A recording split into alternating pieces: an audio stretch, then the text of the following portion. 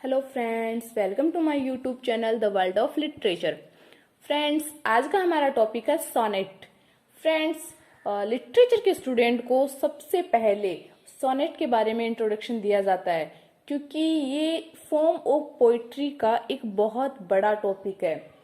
तो सोनेट का पता होना एक लिटरेचर के स्टूडेंट को बहुत ज़्यादा ज़रूरी है। तो चलिए फ्रेंड्स, पढ़ते हैं कि आखिर ये सोनेट होता क्या है। सोनेट एक 14 लाइन्स की पोइम होती है, जिसमें पहले पोइट सवाल करते हैं और फिर आगे उसी पोइम में पोइट उस सवाल का जवाब देते हैं।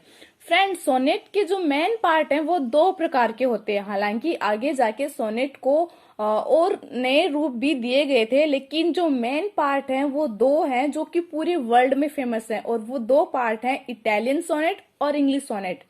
इटालियन सोनेट को पेट्रागन सोनेट भी कहा जाता है और इंग्लिश सोनेट को शेक्सपियरियन सोनेट भी कहा जाता है। इन दोनों सोनेट में सिमिलरिटी ये है कि दोनों में पहले प्रॉब्लम्स बताई जाती है और फिर उन प्रॉब्लम्स का सॉल्यूशन दिया जाता है। और फर्क ये है कि दोनों की राइम स्कीम बहुत अलग होती है और स्ट्रक्चर भी काफी अलग होता है। तो हमारा फर्स्ट सोनेट है इटालियन सोनेट, जिसको पेट्रार्कन सोनेट भी कहा जाता है। 13th सेंचुरी में एक जियोकोमो द लैंथनी नाम के पोइट थे। इन्होंने सोनेट की खोज की थी, लेकिन इन्होंने सिर्फ सोनेट की खोज की थी। फ्रांसिस्को पेट्रार्क ने सोनेट की फॉर्म को फेमस किया था। ये एक होर्शियन पोइट थे और ये अपनी बिलव्ड लोरा नाम की एक वुमेन थी जो इनकी बिलव्ड थी, उसके लिए इन्होंने बहुत सारे सोनेट लिखे थे। ये इटालियन लैंग्वेज में सोनेट लिखते थे। और ये जो पेट्रार्क सोनेट है वो दो भागों में डिवाइड है, ऑक्टव और सेस्टेस। इसकी राइम स्कीम क्या होती है? A B B A C D E. Friends, इस टाइप के जो सोनेट होते हैं उनमें जो स्टार्टिंग की 8 लाइन्स होती है उनको बोलते हैं ऑक्टव, जिसमें पोइट प्रॉब्लम्स बताता है। ठीक है, प्रॉब्लम्स बताता है या सवाल पूछते हैं पोइट। और जो लास्ट की 6 लाइन्स होती है उन्हें बोलते हैं सेस्टेस, जिसमें वो उन सवालों का जवाब देते हैं या उन प्रॉब्लम्स का सॉल्यूशन देते हैं। ठीक है, तो ये तो था पेट्रार्कन सोनेट। सेकंड है इंग्लिश सोनेट। 16th सेंचुरी में थॉमस वर्ट इंग्लिश सोनेट को लेकर आए थे। इन्होंने पेट्रार्कन सोनेट को ट्रांसलेट किया था। इसके बाद द अर्ल ऑफ सरी आए। इन्होंने सोनेट के स्ट्रक्चर को चेंज कर दिया।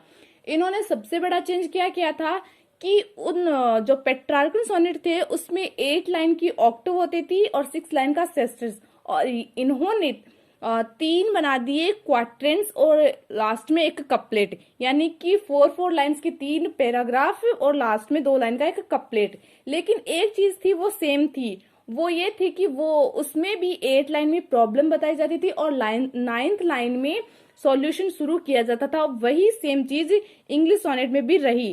उन्होंने इसकी राइम स्कीम क्या रखी? A B C D E F G G. ठीक है, फिर उसके बाद आए विलियम शेक्सपियर। उन्होंने इस रूल को तोड़ दिया। उन्होंने अपनी 154 सोनेट्स लिखी हैं। तो उन्होंने क्या किया कि जो क्वाट्रेंट्स थे ना 3, उनमें लगातार बस चलते रहते थे। मतलब उन 12 लाइनों में तो वो लगातार प्रॉब्लम्स बताते थे, लेकिन जो लास्ट की 2 लाइन्स थी, यानी कि जो कपलेट था, उसमें वो उस पूरी पोइम का जो सॉल्यूशन था वो सिर्फ 2 लाइनों में बताते थे। और इन्होंने सोनेट को बहुत ज्यादा फेमस किया था, इसलिए इंग्लिश सोनेट को शेक्सपियरियन सोनेट कहा जाता था, और कहा जाता है, सॉरी। और इस सोनेट को एलिजाबेथन सोनेट भी कहा जाता है। अब ये तो थे जो हमारे 2 मेन सोनेट थे वो। इसके अलावा कुछ और भी सोनेट्स हैं जिनके बारे में मैं आपको थोड़ा बहुत बताऊंगी। तो इसके अलावा एक सोनेट होता है मॉडर्न सोनेट। जो 20th सेंचुरी थी ना, वहां पे वैसे तो उस टाइम सोनेट्स का जो ट्रेडिशन है वो खत्म हो गया था। बहुत कम लोग सोनेट्स लिखा करते थे, जैसे कि Robert Lowell, W.H. Auden, Billy Collins. इन्होंने 20th सेंचुरी में कुछ सोनेट्स लिखे थे, लेकिन इन्होंने जो सोनेट्स लिखने का जो तरीका था ना वो बिल्कुल बदल दिया। मतलब पहले जैसे सोनेट्स बिल्कुल नहीं लिखे जाते थे। ये जो मॉडर्न सोनेट है ना, इनमें ना तो कोई राइम स्कीम होती है ना कोई स्ट्रक्चर होता है, यानी कि जो 14 लाइन्स की पोइम है वो सोनेट है। इनके अकॉर्डिंग जो 14th लाइन की कोई भी पोएम है वो सोनेट है। ठीक है। एक होता है ऑक्सीटन सोनेट। इसमें रोमांस की लैंग्वेज यूज होती है और ये 13th सेंचुरी के टाइम पर, लगभग 13 से 14 सेंचुरी के टाइम पर डेवलप हुई थी। यानी कि जो पेट्रार्कन सोनेट थे उस टाइम पर ये डेवलप हुई थी, लेकिन ये उन पेट्रार्कन सोनेट से बहुत अलग है। और इसकी राइम स्कीम है A C D C D C D. एक होता है स्पेंसरियन सोनेट, जिसे 16 सेंचुरी में ग्रेट पोइट एडमंड स्पेंसर ने डेवलप किया था। इस तरह की सोनेट पोइट अपने हिसाब से लिखते थे और इन्होंने अपनी राइम स्कीम बनाई ए बी सी डी ई ई। फिर एक होता है कर्टल सोनेट। इस तरह के फॉर्म को डेवलप किया था जीएम हॉपकिंस ने। बहुत बड़े पोइट थे जीएम हॉपकिंस, इन्होंने इस तरह के सोनेट को डेवलप किया था। और इन्होंने सोनेट का साइज थोड़ा छोटा कर दिया था। यानी कि पहले सोनेट जो थी वो थी 14th लाइन की, और इन्होंने 10.5 लाइन की सोनेट बना दी थी उसे।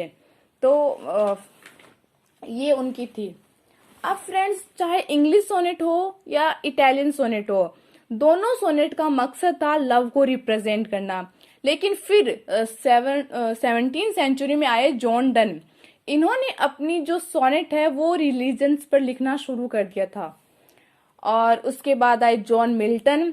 John Milton satirical poem, satirical sonnets, serious sonnets, इन्होंने वो लिखना शुरू किया। और मिल्टन पेट्रार्कन सोनेट के जो रूल थे या शेक्सपियरियन सोनेट के रूल थे उनको तोड़ दिया। इन्होंने लाइफ और डेथ पर लिखना शुरू किया था, लेकिन इन्होंने जो राइम स्कीम है वो पेट्रार्कन सोनेट की फॉलो की थी। उसके बाद आए विलियम वर्ड्सवर्थ। तो इन्होंने भी मिल्टन की तरह ही सोनेट लिखना शुरू किया था। और इनकी एक बहुत फेमस सोनेट है the world is too much with us. तो इन्होंने, ये एक्चुअली मिल्टन को बहुत ज्यादा मानते थे, तो इन्होंने भी वही राइम स्कीम फॉलो की, पेट्रार्कन सोनेट वाली A B A C D ई, वो वाली राइम स्कीम ही फॉलो की थी। तो फ्रेंड्स, ये था हमारा सोनेट का टॉपिक। आई होप आपको कुछ समझ में आया होगा, आपको कुछ सीखने को मिला होगा। वीडियो अच्छा लगे तो लाइक कीजिएगा, कमेंट, शेयर और प्लीज प्लीज प्लीज मेरे चैनल को सब्सक्राइब जरूर कीजिएगा। Thank you friends, bye bye, take care.